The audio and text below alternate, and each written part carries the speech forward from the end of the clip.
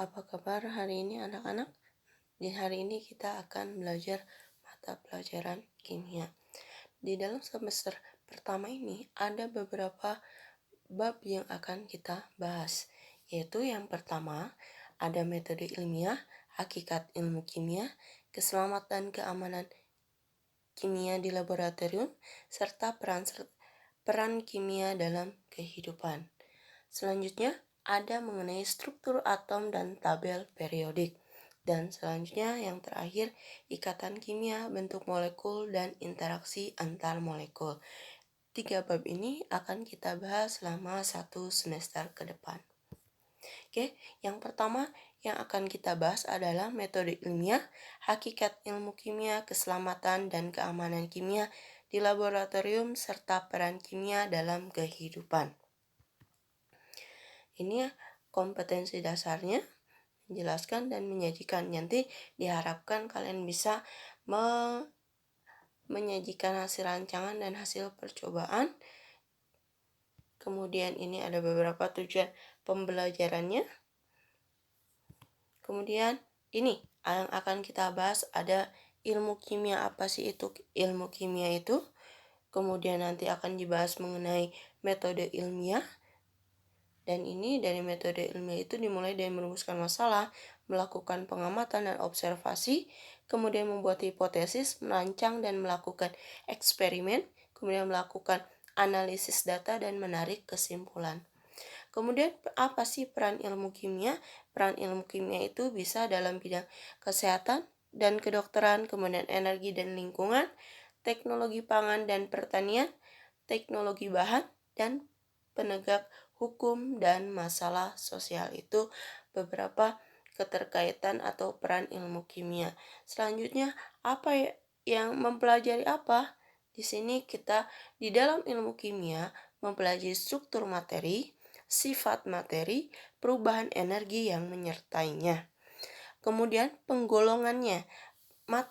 Penggolongan materi ini pernah dibahas di mata pelajaran IPA kelas 7 ya.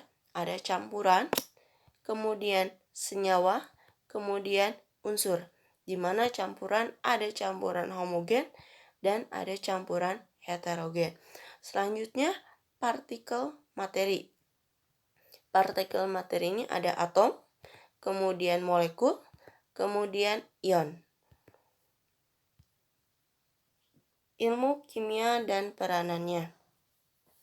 Berbicara tentang ilmu kimia, kebanyakan orang akan berpikir tentang bahan kimia. Kemudian banyak peringatan yang sering kita lihat atau dengar, misalnya hati-hati dengan bahan kimia karena dapat berbahaya bagi kesehatan. Hal tersebut sedikit banyak ada benarnya, sebab banyak hal yang terkait dengan bahan kimia yang dikenal dalam kehidupan sehari-hari. Sebagai contoh, pupuk kimia atau pupuk buatan yang dari satu sisi menguntungkan, tetapi dari sisi lain dapat merusak struktur tanah. Oleh karena itu, saat ini banyak petani yang mulai merintis penggunaan pupuk organik yang berasal dari sampah, tumbuhan, dan kotoran hewan. Tidak semua bahan kimia merupakan bahan berbahaya yang harus dihindari. Sebagai contoh, bahan pembersih seperti sabun atau deterjen, pewangi ruangan, kosmetika, pasta gigi, mentega, susu, asam, cuka, garam dapur, dan minyak goreng semuanya merupakan bahan kimia yang bermanfaat dalam kehidupan sehari-hari. Contoh lainnya, bahan kimia adalah zat aditif pada bahan makanan, misalnya bahan pengawet, bahan pewarna, dan bahan penyedap. Bahan-bahan ini bermanfaat untuk mengawetkan, memberi warna, dan menambah cita rasa pada masakan. Demikian juga obat-obat yang berasal dari bahan kimia sintetis. Sebagai contoh, kita harus bersyukur pada Tuhan Yang Maha Esa yang telah menciptakan berbagai macam bahan kimia bermanfaat tersebut. Penggunaan bahan kimia yang dapat meningkatkan taraf hidup dan kesejahteraan manusia memang harus disikapi secara bijak, hati-hati, dan tepat. Lalu, apa itu ilmu kimia? Ilmu kimia merupakan bagian dari ilmu pengetahuan alam yang mempelajari struktur dan sifat materi zat, kemudian perubahan materi zat, dan energi yang menyertai perubahan tersebut. Kemudian, ilmu kimia ini bisa berperan pada berbagai bidang ilmu pengetahuan. Pada pembahasan ini, kita dibatasi ini secara umum kaitan dengan ilmu kimia dan serta peranannya.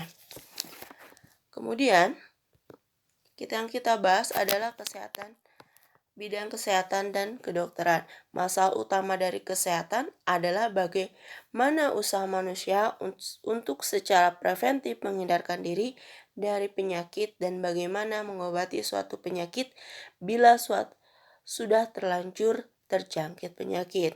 Usaha preventif yang dilakukan manusia adalah menciptakan vaksin untuk penyakit-penyakit menular yang disebabkan oleh virus atau bakteri.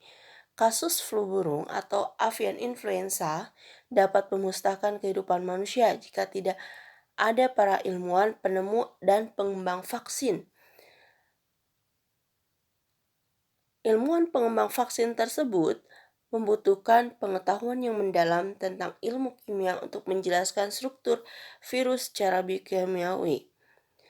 Kemudian, beberapa penyakit baru misalnya AIDS, penyakit keturunan atau genetika membutuhkan obat-obatan jenis baru pula. Semua itu memerlukan riset yang panjang serta kerjasama kolaborasi dari berbagai disiplin ilmu, di mana ilmu kimia memiliki peranan yang utama. Mungkin seperti yang kita ketahui, sekarang sedang mewabah virus corona atau penyakit yang disebabkan oleh virus corona yang dinamakan dengan COVID-19 dan sampai saat ini terus dilakukan penelitian mengenai apa vaksin yang bisa mencegah penularan virus tersebut. Kemudian yang kedua, energi dan lingkungan. Secara otomatis, energi merupakan produk dari proses kimia dan kebutuhan akan energi selalu meningkat dari waktu ke waktu. Sumber energi utama dunia ini adalah energi fosil, minyak bumi, dan batu bara yang diperkirakan akan habis pada 50 sampai 100 tahun yang akan datang. Hal ini menjadi tugas ahli kimia untuk menemukan sumber energi alternatif untuk mengatasi krisis energi yang mungkin terjadi pada waktu yang akan datang. Nah, salah satunya di sini energi alternatif yaitu dengan menggunakan biogas atau juga di sini menggunakan energi nuklir atau menggunakan energi yang berasal dari pemanfaatan sel surya atau tenaga matahari. Kemudian, teknologi bahan. Bermodal pemahaman yang baik tentang struktur zat, para ahli kimia berperan penting dalam penemuan material-material baru yang mendukung perkembangan teknologi. Penemuan bahan baru dari ahli kimia ini telah mengubah dunia pada abad ini. Misalnya penemuan polimer karet, plastik, nilon, dan fiberglass telah mewarnai kehidupan manusia mulai dari cara berpakaian sampai cara mengemas barang. Penemuan kristal cair atau LCD (Liquid Crystal Display) telah mengubah bentuk pesawat TV dan telepon genggam yang semakin tipis. Penemuan superkonduktor telah menghasilkan penemuan baru yang membantu kesejahteraan manusia. Kemudian di sini juga bahan utama dari mikroprosesor adalah keping silikon atau silicon chips yang mempunyai sifat semikonduktor dan dikembangkan melalui teknologi nano atau nanoteknologi oleh ahli kimia bersama ahli fisika. Kemudian yang keempat,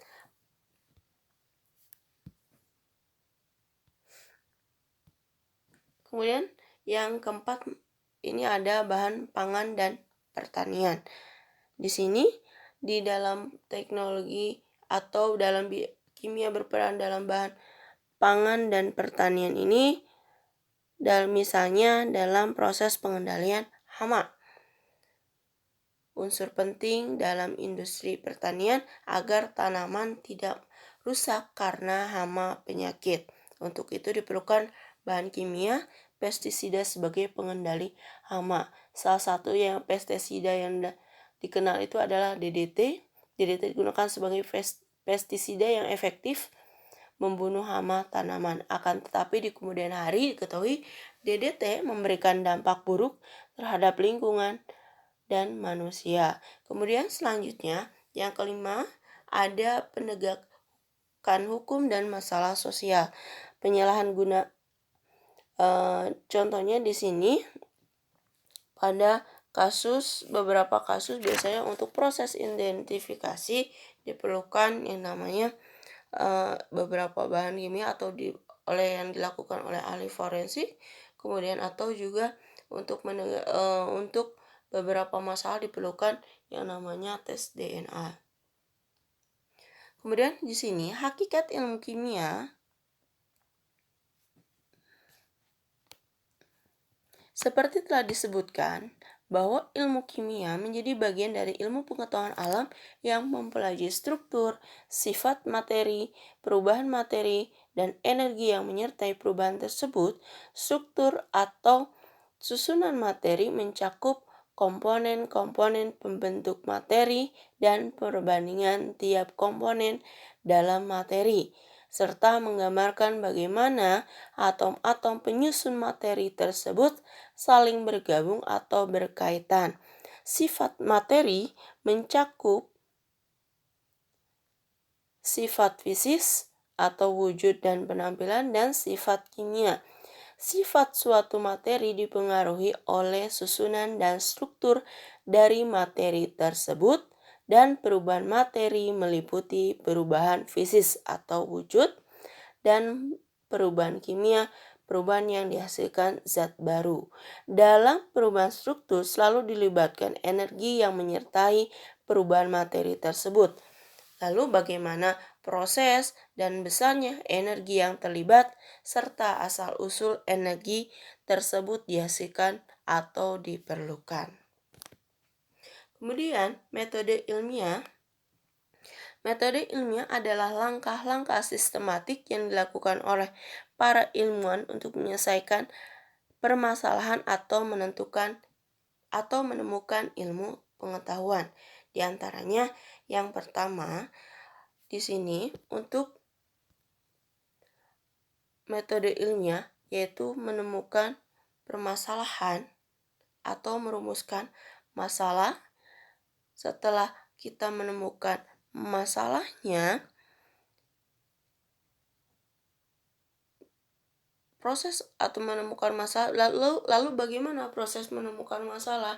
Menemukan masalah itu yaitu dengan cara mempelajari kejadian-kejadian yang berulang, kejadian unik dan menarik yang menimbulkan pertanyaan mengapa dan bagaimana hal tersebut terjadi. Dari pengamatan tersebut dilakukan kemudian dirumuskan apa permasalahannya. Misalnya, mengapa di suatu daerah tertentu banyak penduduk yang menderita sakit gondok? Mengapa jika sore hari atau sedang hujan timbul bau yang menyengat? Itu menjadi perumusan atau masalahnya. Kita menemukan masalahnya apa, problemnya apa. Kemudian selanjutnya kita melakukan pengamatan atau observasi. Ini merupakan langkah selanjutnya setelah melakukan penelusuran informasi dengan cara mempelajari hasil penelitian sejenis yang mungkin telah dilakukan atau melakukan observasi di lapangan disebut di tempat objek permasalahan berada. Kemudian mempelajari hasil penelitian dan dilakukan melalui internet atau buku-buku dan media massa. Sedangkan observasi dapat dilakukan dengan cara melakukan pengamatan langsung maupun melakukan wawancara dengan seorang yang mungkin mengetahui informasi yang berkaitan dengan masalah tersebut.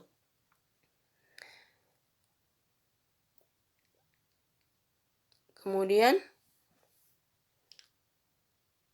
Ini tadi untuk melakukan observasi dan eksperimen. Kemudian nanti kita akan mengambil data. Kemudian setelah itu kita mengambil kesimpulan. Kemudian selanjutnya di sini ada evaluasi dan penerapan dari hasil penelitian. Nah, kemudian jika memang diperlukan lagi penelitian, langsung kita lakukan lagi penelitian. Jadi, kalau misalnya di sini, jika misalnya hipotesis tidak diterima, kembali lagi ke permasalahan. Jadi, kalau misalnya pada proses pembentukan hipotesis tidak diterima, nanti dilakukan lagi suatu penelitian. Jadi, merupakan bagian siklus ya, seperti itu untuk metode ilmiah. Kemudian berbicara mengenai keamanan di lab.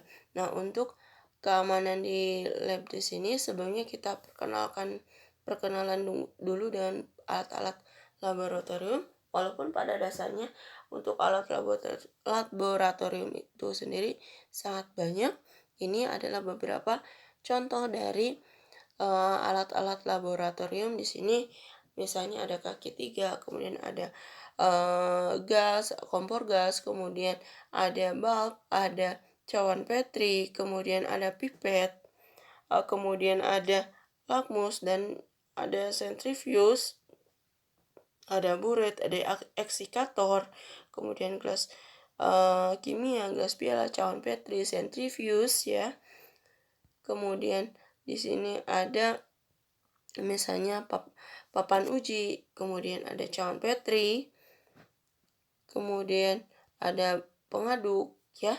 Ini beberapa alat atau alat-alat kimia ya yang biasanya ada di lab seperti itu. Ini beberapa alat dasar.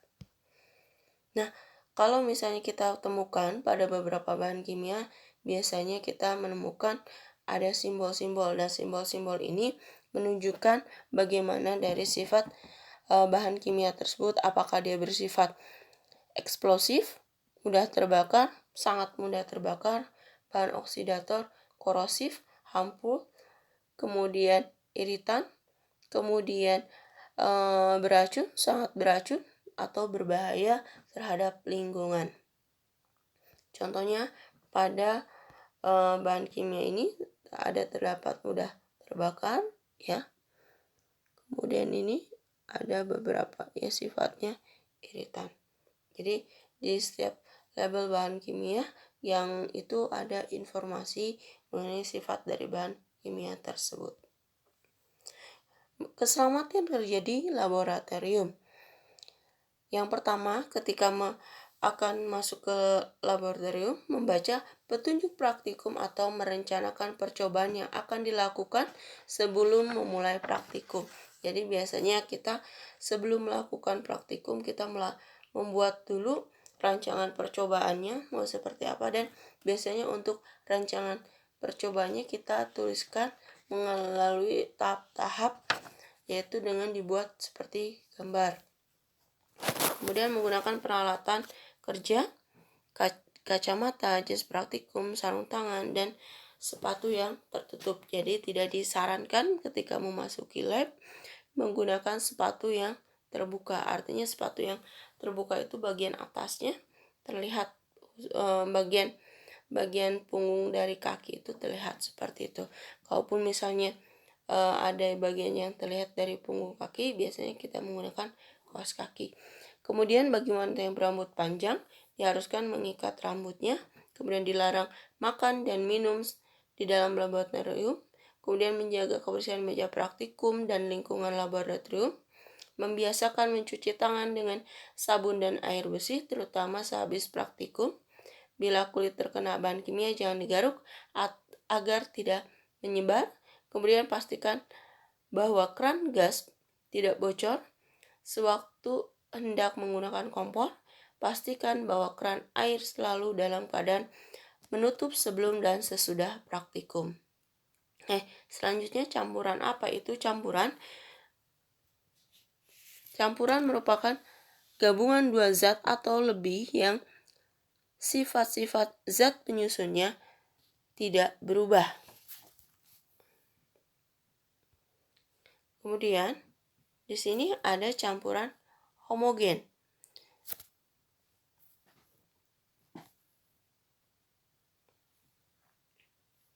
Campuran yang komposisi perbandingannya masing-masing masing-masing zat di setiap tempat campurannya selalu sama, ya. Contohnya untuk campuran yang homogen itu dia bisa bersatu misalnya antara kita membuat sirup dan air. Nah, itu zatnya dia bercampur, jumlah perbandingannya hampir sama. Atau misalnya kita membuat air dan garam. Apakah si garamnya bisa dilihat? Karena tidak kan, tapi dia sudah bercampur dengan air tersebut sehingga kita tidak bisa membedakan mana yang air. Ketika misalnya sudah tercampur garam dan airnya, kita tidak bisa membedakan mana air dan juga garamnya, seperti itu. Kemudian campuran heterogen, campuran yang komposisi perbandingan masing-masing zat di setiap tempat campurnya tidak sama. Contohnya di sini ada air dan minyak. Kita bisa melihat mana yang air dan mana yang minyak. Itu bisa dibedakan. Selanjutnya, senyawa. Senyawa adalah zat tunggal yang terbentuk dari gabungan dua unsur atau lebih melalui reaksi kimia dengan perbandingan tertentu dan tetap.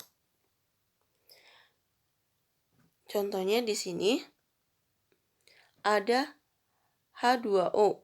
Ini merupakan senyawa air. Kemudian ada amonia NH3. Kemudian ada karbon dioksida CO2. Kemudian ada hidrogen peroksida H2O2. Lalu selanjutnya ada unsur. Unsur itu adalah zat tunggal yang paling sederhana. Ini adalah beberapa tabel periodik unsur kimia di mana sampai saat ini ada 118 unsur kimia yang telah ditemukan. Dan kalau kita melihat dari proses penemuannya, ini proses penemuan dari unsur kimia ini bertahap, ya. Jadi tidak langsung ditemukan 118 seperti itu. Nah, diharapkan kalian memiliki tabel periodik unsur kimia ini karena tabel ini akan terpakai sampai nanti kelas 12 atau bahkan kalau kalian memang nanti melanjutkan pada jurusan yang berkaitan dengan kimia, seperti itu. Lalu apa perbedaan senyawa dan campuran? Yang pertama, perbedaan sifat dan komponen penyusunnya. Kalau senyawa berubah-ubah, kalau misalnya untuk campuran masih tetap. Kemudian komponen pembentuknya, untuk senyawa terdiri dari dua unsur atau lebih, sedangkan untuk campuran dapat berupa unsur atau senyawa atau keduanya. Kemudian jumlah komponen penyusunnya, untuk senyawa massa unsur penyusun mempunyai perbandingan tetap, sedangkan untuk campuran massa komponen penyusunnya dapat sembarang. Kemudian susunan partikel pada 3 wujud zat, ada zat padat, zat cair, dan zat gas. Dari sini dapat dilihat untuk zat padat, susunan partikelnya dia sangat rapat. Kemudian zat cair, susunan partikelnya agak renggang. Kalau zat gas, dia lebih cenderung bebas, seperti itu. Kemudian atom. Atom merupakan bagian terkecil dari suatu unsur yang tidak dapat dibagi lagi, tetapi masih memiliki sifat-sifat unsur tersebut. Untuk atom ini sendiri nanti kita akan mempelajari beberapa model atom, dan ini salah satu contoh dari model atom Rutherford, ya, di mana partikel penyusun atom itu ada proton, neutron, dan elektron. Ada 3 komponen penyusun dari partikel atom. Kemudian molekul. Molekul adalah gabungan dari atom-atom. Contohnya di sini ada 2 atom oksigen. Ketika dia bergabung maka menjadi satu molekul oksigen. Kemudian ada satu molekul air, di mana itu merupakan gabungan dari dua unsur hidrogen dan satu unsur oksigen. Kemudian ada dua atom hidrogen. Maka kalau bergabung maka membentuk satu molekul hidrogen. Nah, di sini untuk gambar A ini merupakan molekul oksigen dan yang B merupakan gambar dari molekul air. Kemudian selanjutnya ada ion. Ion adalah atom atau sekelompok atom yang bermuatan listrik. Nah, kita sering menemukan ada ion positif dan ion negatif. Apa sih yang menyebabkan mereka bermuatan positif dan ada yang bermuatan negatif? Nah, di sini pertama kita lihat dulu atom yang netral. Atom yang netral di sini memiliki jumlah proton dan elektron yang sama. Jumlah proton dan elektronnya sama. Di sini ada 6 proton dan ada 6 elektron, sehingga karena jumlahnya sama maka dia mempunyai sifat netral. Kemudian untuk atom yang negatif di sini untuk elektron jumlahnya lebih banyak daripada proton. Di sini protonnya 5 sedangkan elektronnya 6 sehingga dia bermuatan negatif. Kemudian untuk yang bermuatan positif di sini jumlah protonnya 6 dan jumlah elektronnya ada 5 sehingga karena lebih banyak protonnya maka dia menjadi bermuatan positif. Oke, sampai sini ada pertanyaan. Jika ada pertanyaan bisa langsung ke nomor WA saya. Terima kasih. Assalamualaikum warahmatullahi wabarakatuh.